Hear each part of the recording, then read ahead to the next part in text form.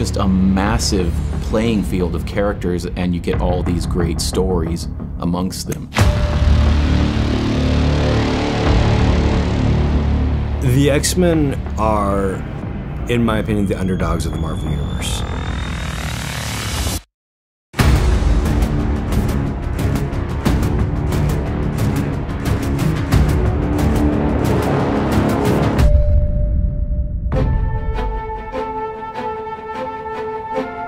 Mutants in the Marvel Universe are hated, and they are still fighting for humanity.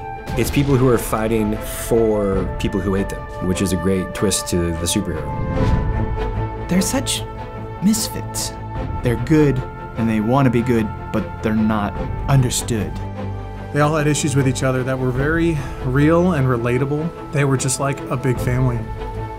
Bringing these characters to life, that when we look at them or see them or read a comic book or see a movie, it brings joy, you know? These are superheroes.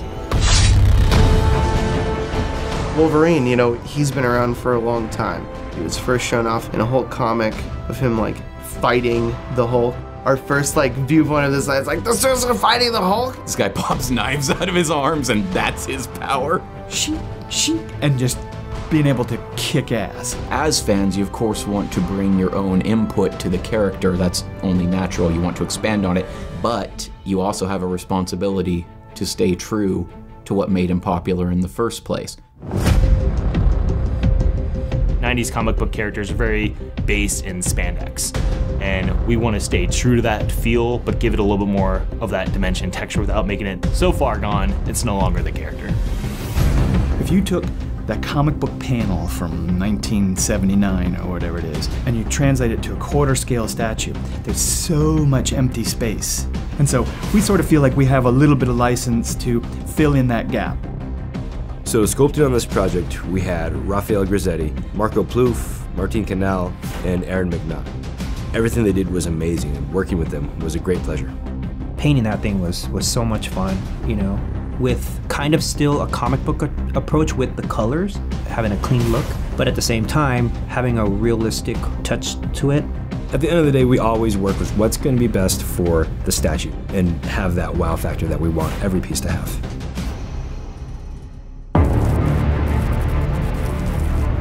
If you started the story reading about Magneto first, and then you met the X-Men after, you would be on Magneto's side. Oh man, like I like this guy, but he's the bad guy. But there's so much that I can relate to. There's so much that I, you know, approve of or agree with. The X-Men 90s cartoon was a huge kind of like, that's the X-Men for me. We try to look at what the classic costume was and try to break it down, make a little bit more sense in terms of its functionality without totally taking away from the comic book kind of fantasy of the piece as well. We wanted it to be easily recognizable as Magneto from a distance, but as you got closer, some of the details were richer, you know, more elaborate.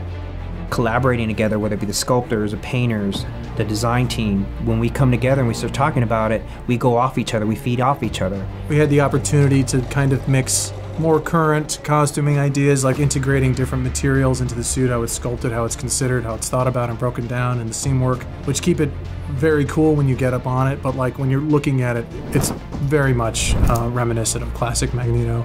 Let's look at the comic books, let's even look at the animated stuff, and let's make something that is a truly moving, dramatic piece.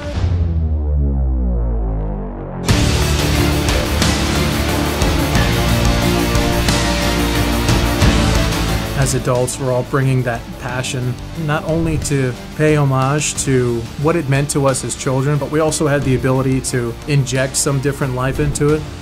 It's a badass Magneto statue that I'm super proud of. A lot of time and effort and love has been put into these from day one. We always look at these pieces and we put our heart and soul into it. There's a lot of iconic X-Men territory to cover. Fans can expect more. There's gonna be a X-Wave coming at you.